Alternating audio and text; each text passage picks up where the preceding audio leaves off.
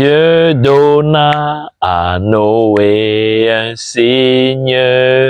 Dieu donna à Noé un signe dans les cieux. Dieu plaça l'arc-en-ciel pour signe. Dieu plaça l'arc-en-ciel pour signe de son alliance avec nous. Aujourd'hui, nous vivons les jours de Noé, le 8e messager du déluge. Le même esprit nous invite dans l'âge, une minorité seulement y viendra dans cette alliance établie avec Dieu. La tunique de Joseph pour l'épouse, la tunique bigarrée de l'épouse, c'est ton alliance avec nous. La tunique bigarrée, oh, la tunique bigarrée de l'épouse, son alliance avec nous. Alléluia. Très chers fidèles téléspectateurs de Parole Créatrice Info Télévision, Shalom. Comme vous avez si bien entendu cette chanson, Dieu donna à Noé un signe. Amen. Nous avons le privilège alors de traiter cette semaine le sujet, le signe de l'enlèvement de l'épouse. Restons connectés, écoutons attentivement et que Dieu vous bénisse. Tenons-nous rendez-vous tout à l'heure. Shalom. Lettre aux compatriotes de la diaspora. Le thème de cette semaine est le signe de l'enlèvement de l'épouse. Chers compatriotes de la diaspora du Dieu vivant, Shalom. Le signe selon le dictionnaire français Larousse se définit comme suite. Ce qui permet de connaître ou de reconnaître, de deviner ou de prévoir quelque chose. Exemple, il n'y a aucun signe d'amélioration. Quand les hirondelles volent bas, c'est signe de pluie. Comme synonyme de signe, nous avons indication, indice, marque, présage, symptôme. La parole dit: sonne-t-on de la trompette dans une ville sans que le peuple soit dans l'épouvante?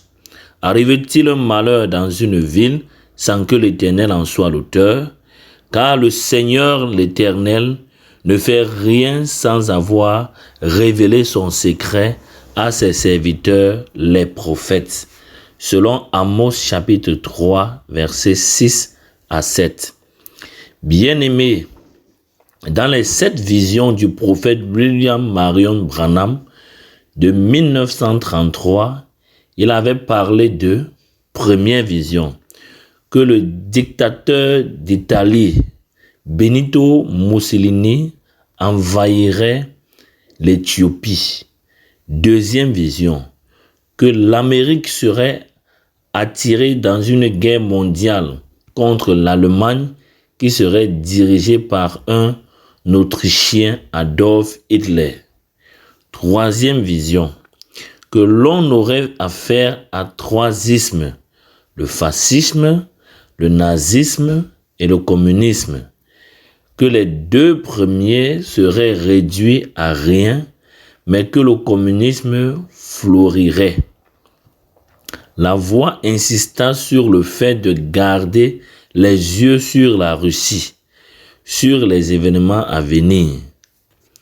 Quatrième vision, que des avancées technologiques majeures arriveraient après la guerre, symbolisées par une voiture en forme d'œuf, avec un toit en forme de bulle, sans volant. Cinquième vision, la féminité des femmes dans le monde, accélération de la décadence morale des femmes. Sixième vision, une femme d'une beauté incroyable et revêtue de splendeur se leva aux États-Unis d'Amérique et elle reçut une grande puissance. 7e vision. La voix lui ordonna de regarder encore une fois.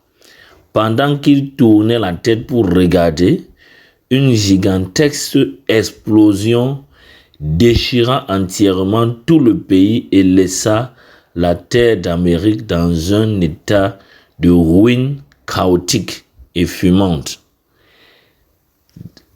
Selon la brochure des citernes crevassées, prêchée le 26 juillet 1964, du paragraphe 28 au paragraphe 30. En dehors de ces visions, dont la dernière est en attente d'être accomplie, Frère Branham avait aussi beaucoup prophétisé et la prophétie qui nous met en alerte aujourd'hui est celle du pape américain.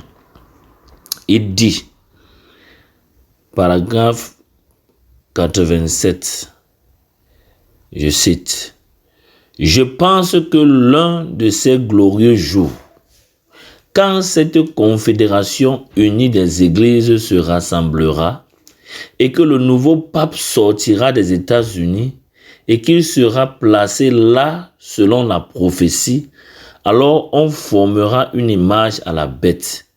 Et je vous assure, la véritable église de Dieu va se rassembler.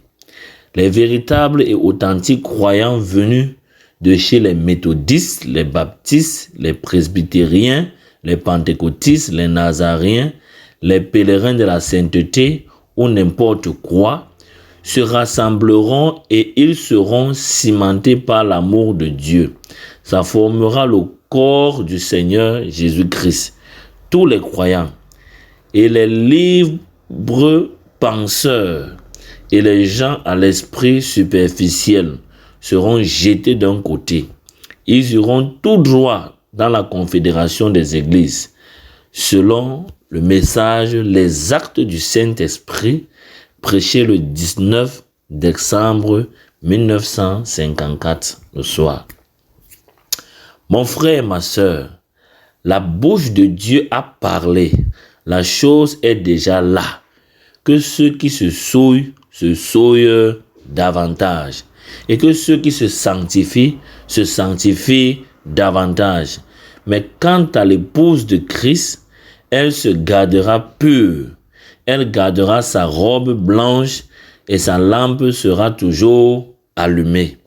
La Bible dit, « Heureux ceux qui lavent leur robe, afin d'avoir droit à l'arbre de vie et d'entrer par les portes dans la ville. » Selon Apocalypse chapitre 22, le verset 14.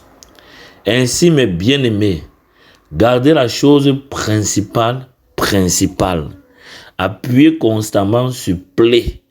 Conformez-vous au message de l'heure afin de ne pas ressembler aux vierges folles qui, en prenant leur lampe, ne prient point d'huile avec elles. Selon Matthieu chapitre 25, le verset 3. À votre prochaine lettre, si prête à Dieu. Shalom. Bien-aimés dans le Seigneur, étant arrivé donc au thème de l'émission de cette semaine, avec pour thème le signe de l'enlèvement de l'épouse, nous espérons que vous avez été richement bénis. Alors, donnons-nous rendez-vous dans 2 semaines, si prête à Dieu, pour un autre sujet. D'ici à là, portez-vous bien.